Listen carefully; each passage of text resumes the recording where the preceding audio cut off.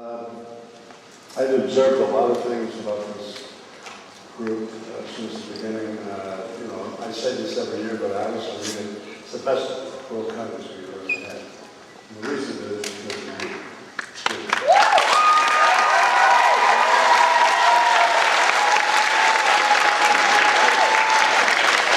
You all pretty much seem to be in it and having a good time. And the greatest value of the whole week, of course, you're going to learn a lot, hopefully.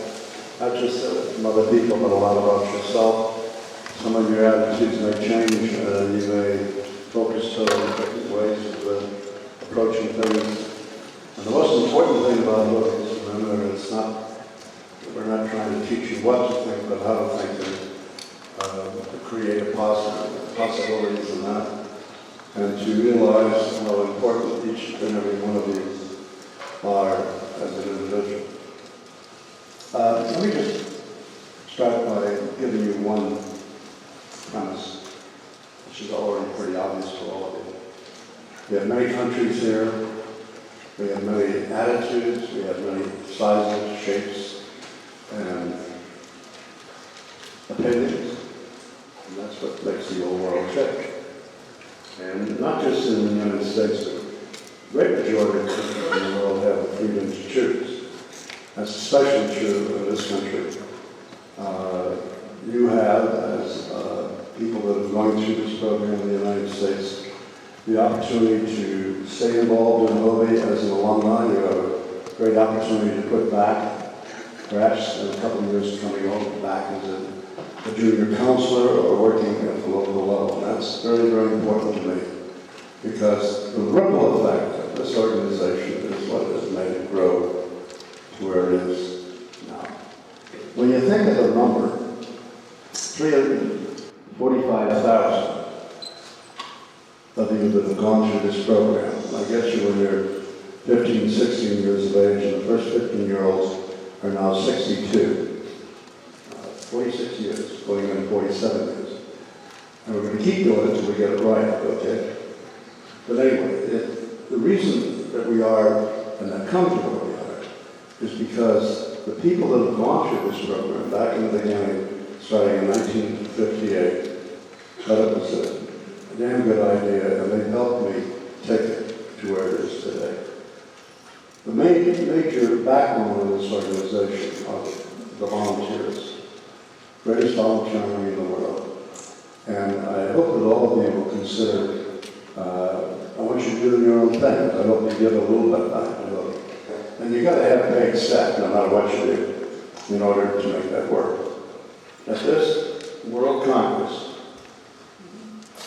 maybe you know who they are. There's only 3 people here out of everybody that's being paid. This whole program is split up by the guys, the gals in the blue t-shirts, what today. The HOBY team led by Big Daddy Joe Poss, and we could do a lot of applause about a lot of these, we'll save it until later. But these guys, think about the dedication and the time and the effort and the thought and the negotiations that went into making this week possible. Nobody there that put this on at the local level got paid attention.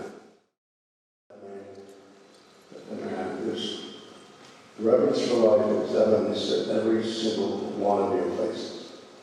When you look at the other individual that you're with, I think you automatically have a reverence for the life of that individual. I'm not talking about religion. I'm talking about the caring that comes between one human being and another, which has nothing to do with religion.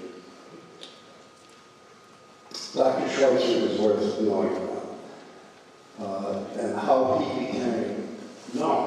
It's not that difficult once you understand it. Yes, he was a minister. He had his own church. He lived on the border between France and Germany. They're known as Alsatians.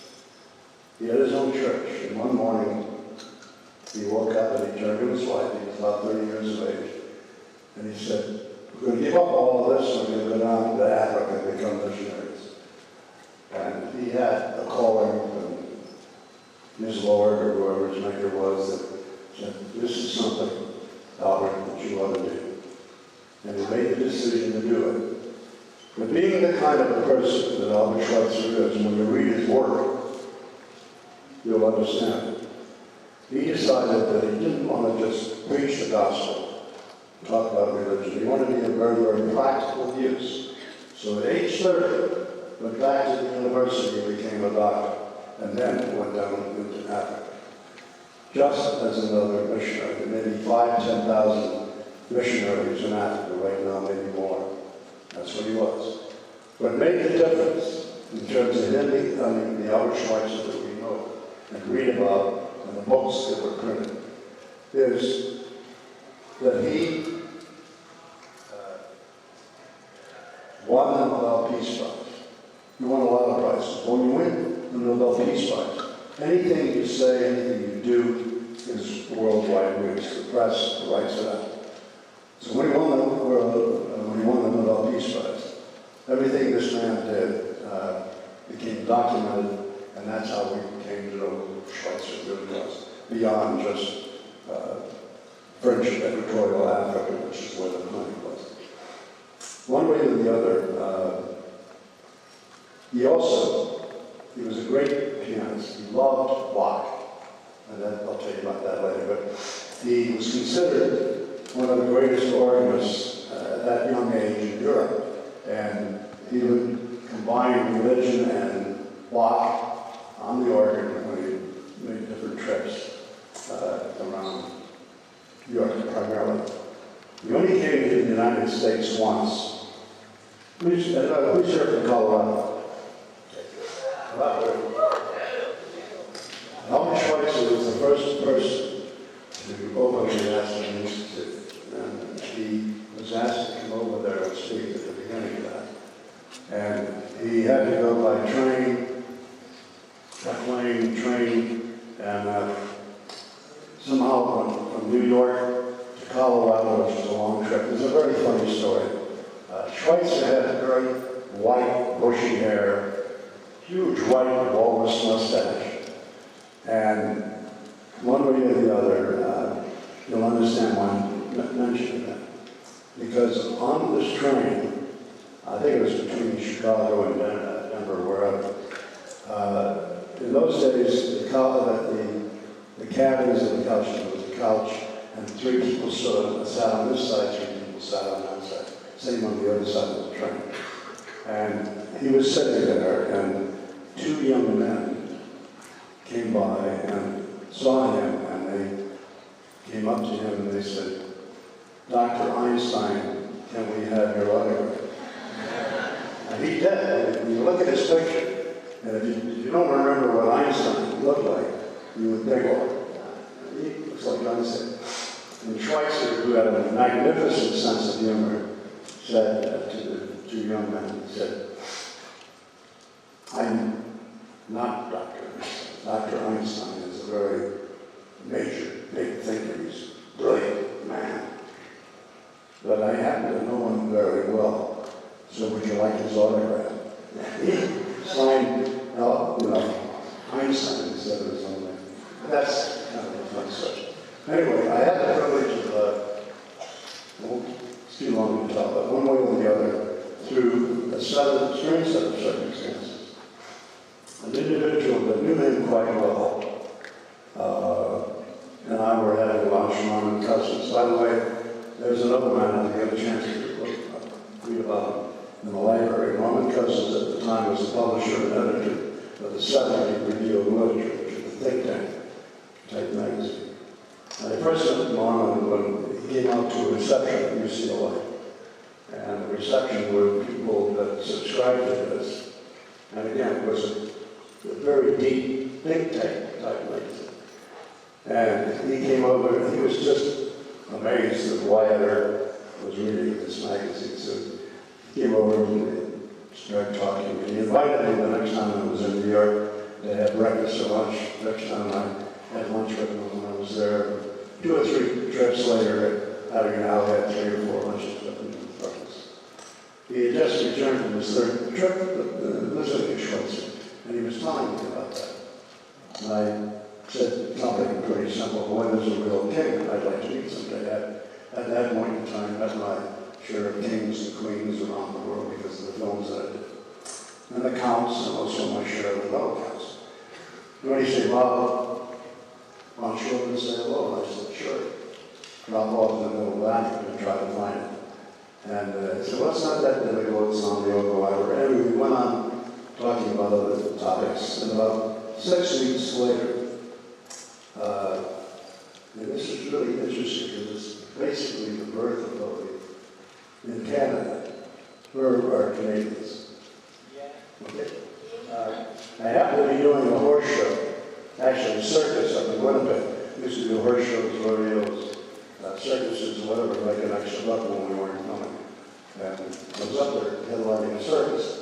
My office was trying to get in touch with me. I returned the call, and unbeknownst to me,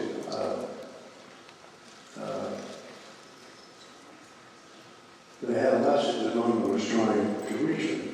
I returned the call from Norman Cousins in New York, and unbeknownst to me, he had told Schweitzer about this young guy that was interested in meeting him. And he got a cable back, which he wanted me to hear. It was very short to the point. It said, Dr. O'Brian and his party would be welcome anytime. I thought I was a doctor. Anyway, Dr. O'Brian changed all of his schedule around within about 2 or 3 weeks. Got on a plane and headed over to Lamborghini, Africa. And if you look visually at the continent of Africa, right under the hook on the east coast, right under the hook of Africa, about 1,000 miles in, was Gabon at that time. It's Lamborghini, it's on the bank of the Oklahoma River, which is about as wide as Mississippi. And I want you to hear about this story because this is, to me, one of the greatest giving gifts I've ever seen.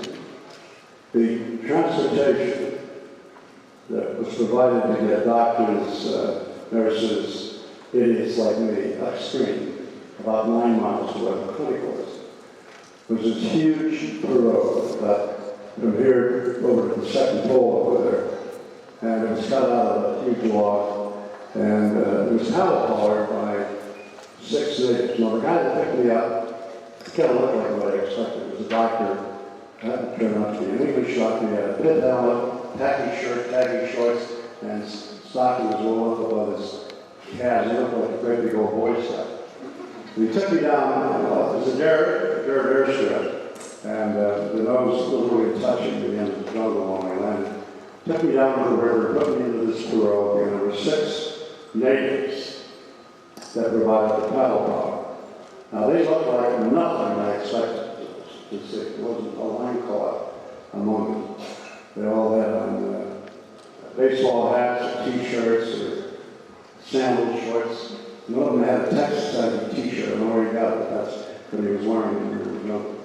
Anyway, I got in the pirogue and they started paddling upstream against the current. And they had this terrific chant. And I thought that was very cool. I had the extra paddle. So I took off my jacket. I was really wearing on salt street clothes. I even had a dust on the thing that was 120 in the street. And I took that off and picked up the paddle and started paddling with them. And it didn't take more than 102 for me to realize all of these men, these Afro-Americans, had something very, very much in common besides the color of their skin. They all had a major advantage in some part of their body, their neck, arms, whatever. I turned to catch one of the English doctor behind me and I said, who are these men? He said, these are some of the lepers from a leper colony, and this is how they're returning in Schweitzer for their treatment. I've seen a lot of volunteers, but I've never seen anything quite as humble as that. These men had absolutely nothing that they could give other than themselves, all of which, within a certain amount of time, would die. There was a leper colony up the hill or a mountain from the clinic in the valley on the other side. And these men that became the paddlers, that was a badge of honor, that they could become one of the 6 to provide the paddle power. And of course, about every 2 or 3, 4 months, one of them would die, and somebody from the village would work his way up to become the person to take his place. Think about that. Anyway, we get up to the clinic, Schweitzer comes down to the bank, meets me, and, you know, getting out of that pirogue and looking at this man, it's like Dr. Livingston, you know, just imagine somebody that the most fantastic individual that you have ever met standing in front of him. He had a white pith on, a white shirt, white pants that he always wore, a little black bow tie, and this huge white bulbous mustache. Anyway, we went up to, they took me up to the quarters where we were staying. It was a much smaller, if you can imagine, the dorm room that you're staying in now. Had a couple of things in it. One cotton skin netting, basin, wash basin, and a pitcher that everybody had to go pump their own water, one stool and one kerosene lamp. That was it. I was there about 34 minutes at a time for the first meal. They took me down to this hut where everybody had their meals. And on the porch of this hut in the little jungle was this old beat-up lead-lined piano with half the Ivory keys missing. And this wonderful old man, Schweitzer, was about 80 at that time, sat down at this lead-lined piano. We had a whatever it was, from Bach there in the middle of the jungle. It was an intersection. Went in and ate the simple food that was grown there, and he turned to me after dinner and said, "Would you like to come to my cabin and talk to me?" Hell, about 5,000 to 6,000 miles, of course. So we went into his cabin. Dr. Ketchell was there with me every evening because Schweitzer, when he talked on a serious subject, insisted on speaking in his native language, which was German. And then Ketchell would interpret. So a lot of conversations in German. And about an hour into this thing, it's now about 7 or 8 o'clock at night, I knew the man had been up since 5 in the morning, which he was every day. And I was getting concerned that I was really taking too much of his time. Besides which, he had a habit when he talked to the serious subject, putting his elbow on the table and rubbing his eyes and concentrating on what he wanted to say. I took that to me, it was quite tired, and I turned to Ketchell. I said, "Look, I know he's been up since 5. I'm here for the first night. I'm going to be here for 9 nights. Let's let the man get some sleep." He translated that, and Schweitzer said 9-9, kept on talking. Well, another half hour went by, and I really felt that I was pressing my luck, so I said again to Ketchell, "Please, let's let the man get some sleep. And we can, you know, I've got plenty of time. Let's let this man get some sleep now." He translated that, and as Schweitzer's custom is every morning, he thought about it for a few moments, and he finally took his hands down from his face, and he looked at me with the most unbelievable eyes I've ever seen in my life, and I'll never forget it. Cat gray. And when he looked at you, right down inside your shoes, now maybe you know a teacher, maybe one of your parents, or when they look at you, it's down inside. There's no way of getting away from it. And he said to me the following roughly in English.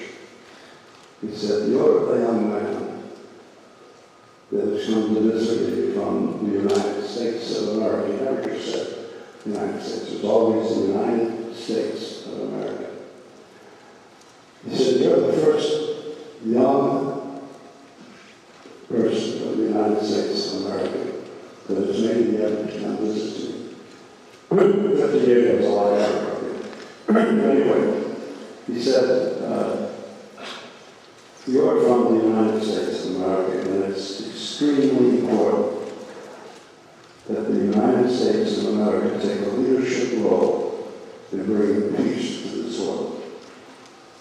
To be one of the major companies to bring peace to this This is the height of the Cold War. You wouldn't know this. Not even your parents might know, your grandparents did. In 1958, 4 or 5 years in that period of time, in this country, we were building bomb shelters in the backyard. Because we knew that Germany had them on, we knew 3 or 4 other countries we weren't sure of. And the ability to self-destruct was there. The United States of America has to be one of the countries to take leadership role. Yes, you are a young man, and you have a lot of time. But I'm a very, very old man, and I haven't much time left. So I want you to hear what I have to say to you now. And you can bet I never interrupted that man again. And for 9 days, 8 nights, I never had less than 2 hours for that. During the day, I would build many cribs to pass out to whatever, to get help. And at night, I never had less than 2 hours. The final night, I think it was about 5 hours. It was like I was a sponge, and he wanted to make sure I understood things. He answered all of my questions. It was that kind of dialogue. He had a desk that was 9 years big as this platform, and only about 6 feet wide. It took up the whole room, except he had a single cot, a table, washers, and pitcher, and about 4 or 5 pairs of lamps. So on this desk, there was just enough room on one side to get from one end of the cabinet to the other. And neatly stacked in piles were these letters that he had received from different countries and different people around the world, in different languages. Men and women with letters that were white, and he would carry them this off by mail, because it's before email, before fax, and everything else. And he spoke and communicated in 5 languages. Unbelievable communication. And this man, every evening, no matter how late it was, would sit down at that desk, no matter what kind of day it was, and he would sit and write at least 70 to 100 letters. I'm not talking about one paragraph alone. 2, 3, 4 pages of dialogue that required a lot of thought. Every evening, I'm very dedicated to the day. During the day, as I said, whatever I could make myself useful around there, there were nurses and doctors from all over the world. There was an American dentist by the name of Post in Chicago, and he had replaced a Japanese dentist, and about a week after I was there, 5 or 6 days, he was replaced by a French dentist. And each person would give anywhere from 2 to 4 months of their career as a doctor in whatever area to come over there and give it themselves. It was this unbelievably beautiful little French girl.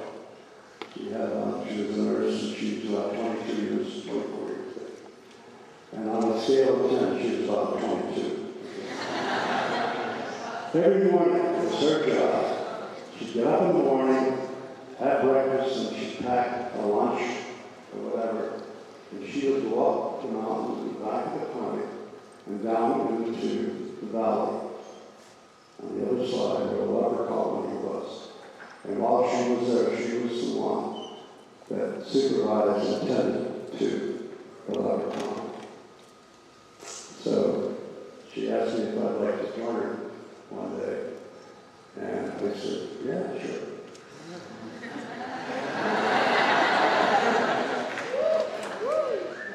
Well, let's be honest, you have to not leave by right along, right?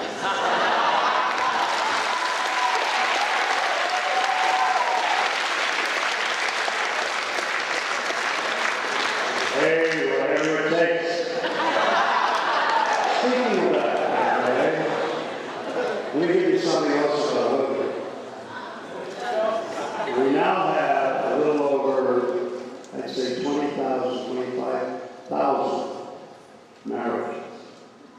where somebody met a person at HOBY. Wait a minute. And then they met up again, they went to the same college, or they met in summer someplace and fell in love, and because they had so much in common, they got married. Okay. Now, all I ask you guys is to take your time. Okay?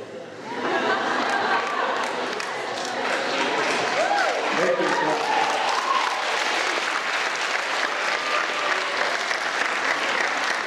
But you know, thinking about that, let's see,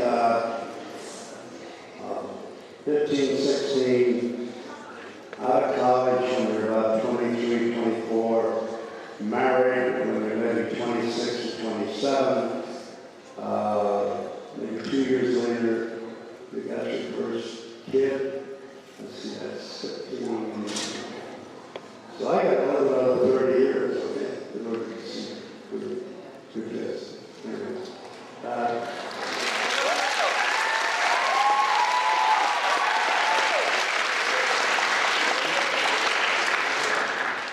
We have a lot to do, but I don't want to take an awful lot more of your time. But I do want to finish this by explaining what the time to lack lead. I want you to think about this.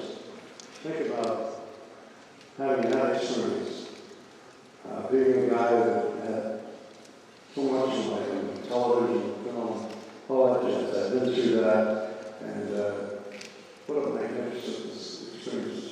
And I guess I was like a sponge, but when it came time to go, there were 3 or 4 nurses and 3 or 4 other guys. Took me down to the bank to go along the river, Schweitzer, close to this. And I said goodbye, and they said goodbye. He kind of shooed them off. And there was the pirogue on the bank, ready for me to get in with the 6 levers providing the paddle power. And Schweitzer stood between myself and the boat in the water. And he just looked at me for what had to be 2 or 3 minutes.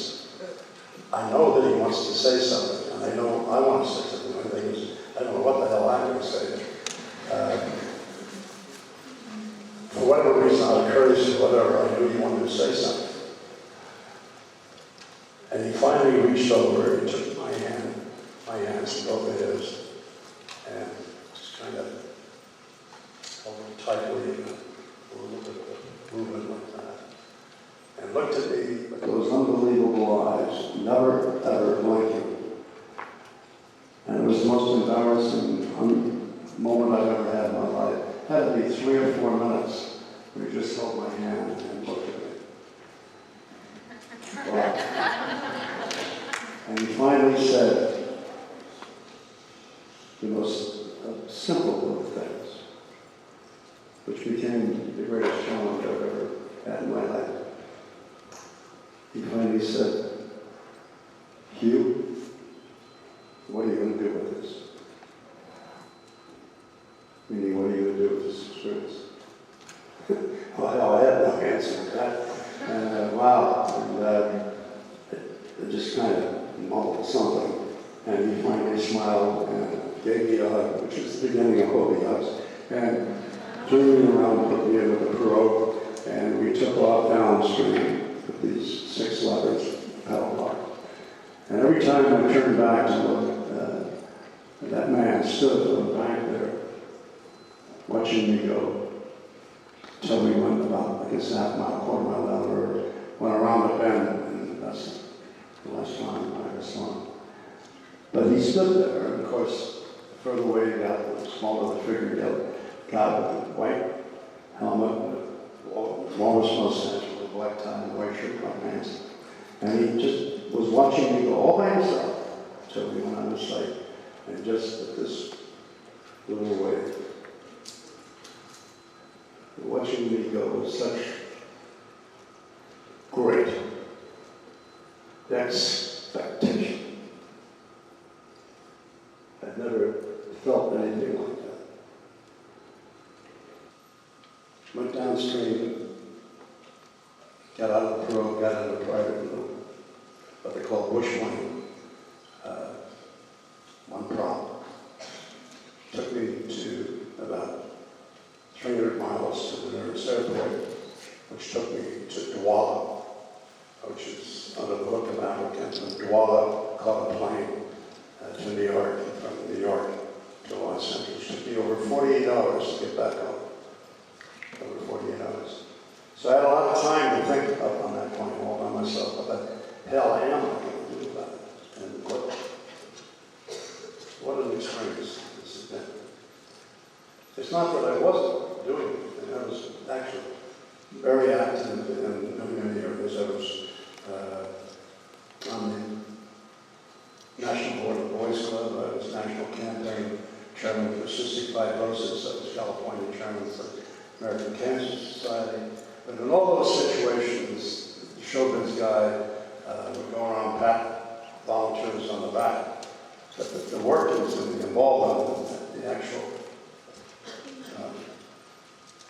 work that those organizations did, I had nothing to do with. So I simply decided I wanted to try to create something by my own efforts that would make or break by my own efforts. The hell with that. I thought about it came to me actually pretty quickly that I knew that our number one audience was you. This age group was our number one audience. Your father and mother are probably too young to remember why I left your grandparents, but if you're 50 or older, you might remember. But anyway, I simply decided to work with that age group, which was our number one audience. And I focused on high school softballs because when I was 15, living in Chicago, that is when I personally had decided to fish for cutthroat. Now, what you think about it from your own point of view. You're all going to be juniors, at least most of you next year. You got 2 more years, guys, of fun and games. That's it. Your old tough world's going to be on top. You got to start really focusing now. If you're smart, and maybe some of you already started thinking about what the hell do you want to do when you get out of high school? You're going to go on to college, I hope so.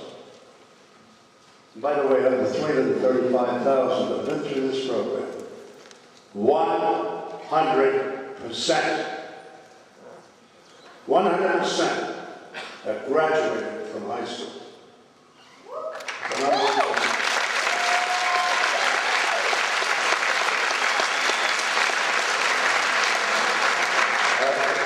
Many of you guys are thinking, there's one of you that's thinking of not finishing high school. You want to think about it again, because otherwise I'm going to come get you. It's extremely important that you graduate from high school. And higher education, how dumb do you have to be not to know that getting a higher education means you're going to have a higher form of life in terms of raising a family and opportunities that you wouldn't have if you don't go to college. The difference between somebody having even just 2 years in high school comes out to about $50,000 a year. If you want 2 cars in the garage, that's what you want to do. Very simple math. That doesn't mean you can't have a good living wherever you live and not get a college education. But I'm telling you, it'll make a major difference to you in many, many ways. Forget the knowledge that you'll gain. Forget all the pretty girls and the pretty guys that you're going to meet. You're going to have a better chance of making a better living, being able to take your family on vacation, etc. So forget about the knowledge, it's also the practicality of it. Last thing, and then we're going to get out of here. When I got off that plane, having focused on wanting to do something, and thinking, well, what is I really want to do? And I decided that the basic platform would not be to teach you what to think, but how to think in the process and practicality of life. So that's what this program is built on. 2 weeks after I got out of the plane, I had my first group of 15-year-olds, 16-year-olds. I had a pretty good plan when I got off the plane. I told my business manager my journey at lunch. greatest city in the world. They said, well, if you want to do something, why don't you do it with seniors like everybody else? And I said, that's exactly why I want to do it with this age group, because nobody pays any attention to them. They wait until they're out of high school, the horse is out of the barn. I want to get them while they still have 2 years left to think about who they are, what they can become. And that was the beginning of it. When they shook their heads, they said, okay, we'll be part of it. And when it was over, they said, wow, this is the greatest potential we've ever seen. And then it went from one thing to another. 72, I got really, really smart. We had girls for the first time, okay?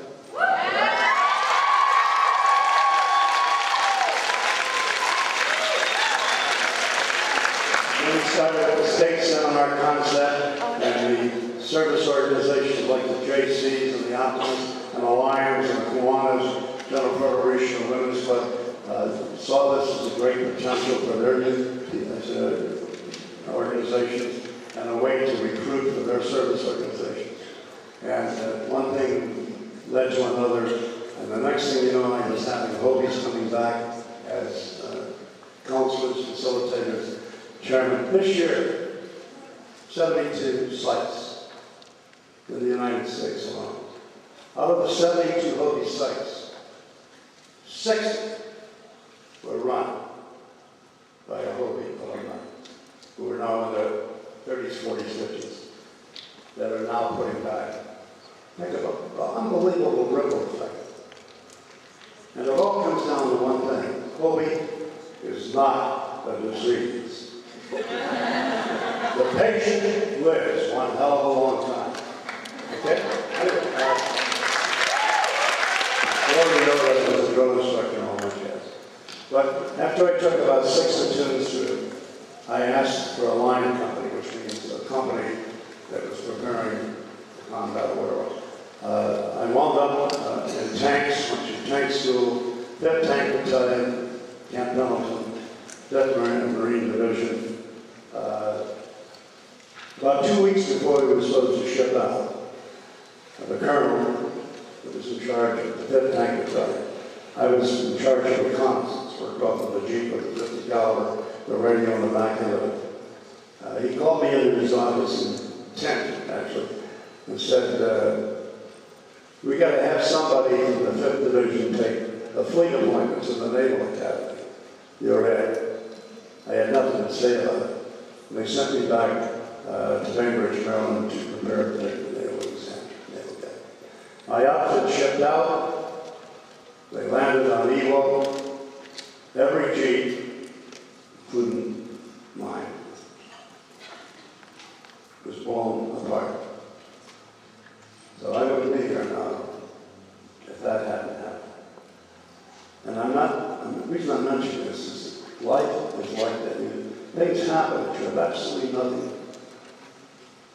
to do with in terms of being the one that makes the decision. Somebody will say, you go here, you go there. Think about why you came here. How did you come to HOBY in the first place? What if it had been somebody else? But it did happen to you. And now when you go home, somebody's going to go forward, somebody's going to go left, right, somebody's going to back up. You get to a corner, and that's what happens every time. Faith is truly unbelievable in terms of the future. Might as well believe it if it's there. Nothing you can do about it. Strange things happen all along to change. Career direction to change what happens. I do very much want to thank you for who you are and what you are. And you truly can believe and be anything you want to in this world, whether you live in this country or whether you live in any of the other countries that are here.